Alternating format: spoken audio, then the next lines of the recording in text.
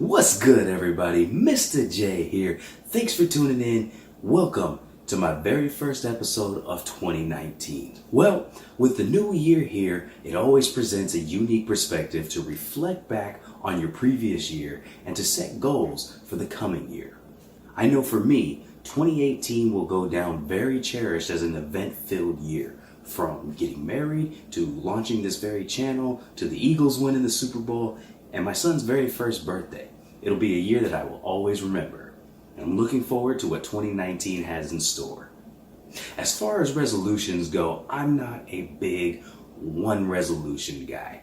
For me, it's a little unattainable to do one big life-changing event. You always try to overreach, pick something that's a little outlandish, and you go into your first 2 weeks heavily motivated to do it, and 3 weeks later, nothing. You're done with it already. I usually like to tend to make small goals. I like to make multiple small goals. That way, instead of trying to get caught up in completing one life-changing event, I can reflect back on 2018's success and the things that I didn't do so well and look forward to improving all of those. For me, I've set several milestones from this channel to my own artwork and comic books and just life in general. And I'm looking forward to 2019 to achieving those goals and improving my overall life. Hopefully you've taken some time to figure out what you want to do as well, whether you have one big resolution or if you like to make the milestones yourself. Whatever you plan to do, I hope you have a good plan in store. Because remember, we don't plan to fail. We fail to plan. Well, I'm going to get off of that motivational steed right now, and we're going to get right into this week's episode, episode 18 of Fan Art Fridays. In this week's episode, I decided to draw Aquaman and Mera from the new movie Aquaman. In today's episode, I'm going to be providing another spoiler-free movie review for you guys. Analytics showed that my Creed video was actually one of my most successful videos of 2018, so we're going to keep that trend going. If you haven't seen it, check the link down in the description below. Let me know in the comments section if you like the movie reviews or if you just want me to stick to art, because I'm still making my mind up on that one. Alright, well, I completed today's piece using the iPad Pro with Clip Studio Paint, but as always, the artistic process is not limited to these mediums. Well, alright, without any further ado, let's roll the intro and get into this week's episode, episode 18.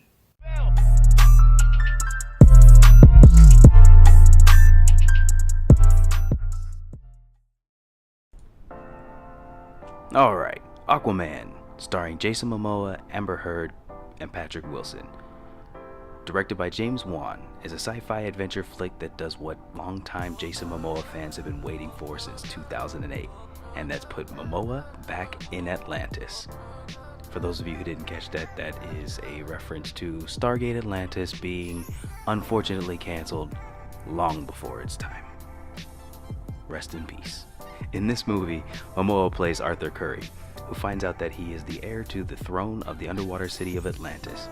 And although he tries to go about his own business and deny his responsibilities in typical hero's journey fashion, he's pitted against his brother Orm, who is portrayed by Patrick Wilson, who seeks to abuse the throne as his platform.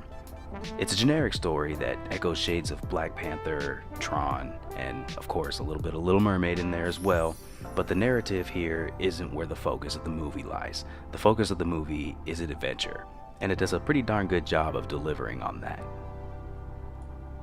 Before delving deeper into the movie, I just want to take the time to say that from the very first time I heard of the casting of Momoa as Arthur Curry, I think that even to this day, this was DCU's greatest decision, and it really pays off in this film. I mean, to be perfectly honest, it's Aquaman. Aquaman isn't exactly a household favorite. We're not talking about someone who everyone likes like Batman, or even a character that has 50% of the audience is split like Superman. We're talking about a superhero who has more running jokes about him than numbered issues in his comic book series. So right from the jump, from a concept phase, DCU was already looking at an uphill battle to make this movie really warrant the attention of anybody other than the select few diehard fans of Aquaman. Which is why casting Momoa was a streak of pure genius, because literally nobody dislikes Momoa. So instantly, people like myself, who don't really care for Aquaman, hear he's been cast as Aquaman, pause and think, huh, I might actually watch that now. Then Batman vs. Superman happens, and you're back on the fence saying, no way am I seeing that. Then the next thing you know, your wife is like, I need to go see Aquaman, let's go now.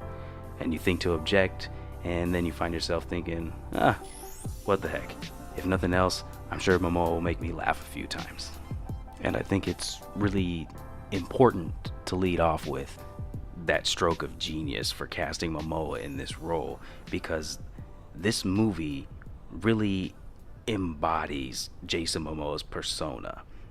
This movie is really in the vein of his happy-go-lucky, cheesy, off-kilter charm that he's just best at. Think of Jason Momoa in all of his roles outside of Khal Drogo, and you can pretty much feel the vibes of this movie. The entire movie is quintessential to Momoa. It simply doesn't work without him. I mean, if you were to put The Rock in his role, even if he were to deliver every single line and portray every single scene exactly the way Momoa did it in this movie, it wouldn't work, because this movie is over the top a lot. It does have a lot of cheese to it, but it's the delivery of Momoa. It's really his charm that makes you accept it as a viewer, because you love and accept Jason Momoa. And having Jason Momoa in it simply allows you to buy into it where you wouldn't otherwise buy into it from any other character. Without him, you could really just rip this movie apart critiquing it. And also because of this fact, the movie does suffer here and there with other characters when Momoa is not present. Patrick Wilson's character, for instance, he's stark contrast to Momoa. He's overly dramatic. He takes himself too seriously in a movie that really just doesn't take itself seriously. And at times, without Momoa on the screen, these characters, they feel a bit abrasive to the story, but typically they're all villains anyway, and villains should be abrasive to your story. Dolph Lundgren in this movie, possibly because the last movie I saw preceding this was Creed 2, which he was in as well. And I just don't like Dolph Lundgren from Rocky 4 because of what happened in that movie. Every single time I see him in these movies, I think, you killed Apollo, and that's the only thing that pops into my head. I know it's not fair, but it is what it is. And seeing him in his Little Mermaid getup, every time I saw him on the screen, I just kind of cringed a little bit. But again, it just points to a stark contrast between Momoa and the other characters in the story, including Black Manta, who was actually done really well. They did a really good job bringing Black Manta straight out of the comic book page, right out of the cartoon screens into this movie. They did him very well, overacting aside.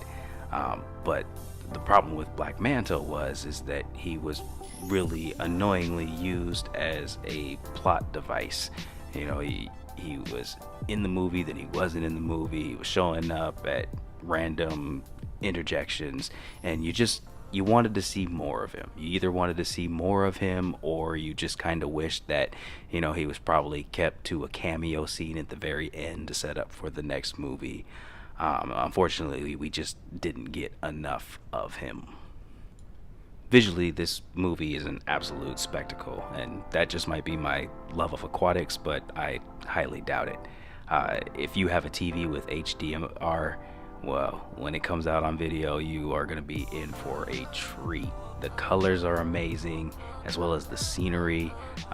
Everything that's going on underwater is just simply awesome to look at. The costumes have a lot of attention to detail, and visually this movie was like watching Avatar again for the very first time. It was very scenic and beautiful, and just a complete spectacle to gaze upon. Overall, I'd say this was a fun movie, which is a lot more than I would have expected 2 years ago.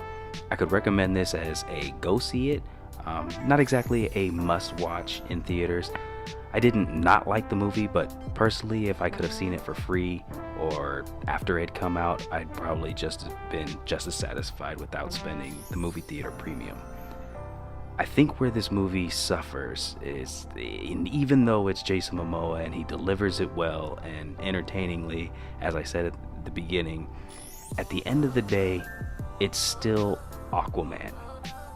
And that's a hard niche to overcome. For instance, it's just hard to sell a main character whose sidekick really outshines him, and I'm referring to Mera. Every time I see anything Aquaman, whether it be comic books or cartoons, Mera always steals the show. She's simply just a better character. Even in this movie, I didn't walk out of the theater as a hardcore Aquaman convert the way that DCU would really have liked me to, but I really was reinforced about the fact that Mera is just an insanely cool character. I mean, if I approached you and I told you that you could be an underwater superhero, and I gave you the choice to pick your superpowers, one of them being to talk to fish and the other to be able to completely manipulate water into any shape and form however you saw fit, which one would you really pick? I mean, obviously you would expect to shape water. That's just a much cooler power and definitely more Aquaman-like. But having said that though, they did overcome my expectations. It was an enjoyable movie. On a scale of 1 to 10, I'd give it a solid 7. For me, when I go to pay for a movie in movie theaters, I really don't expect to see anything less than an 8. So if you're uncertain about spending your hard-earned cash on a theater experience, it's at least worth it, a definite watch when it comes out on video. But if you don't have any concern about the prices of movies and you've already seen other titles like Creed or Spider-Man Into the Spider-Verse, then this is a fun time in the theater. Alright everybody, that's gonna wrap it up for me. Hey, let me know in the comment section if you saw the movie. What were your thoughts? Do you agree with me? Do you completely disagree with me? Do you hate my review? Let me know in the comment section, but please keep it spoiler free. Well, alright everybody, this is gonna wrap up another Fan Art Fridays. Thanks for tuning in. Don't forget to subscribe if you want to see more. Hit that like button and have a wonderful weekend.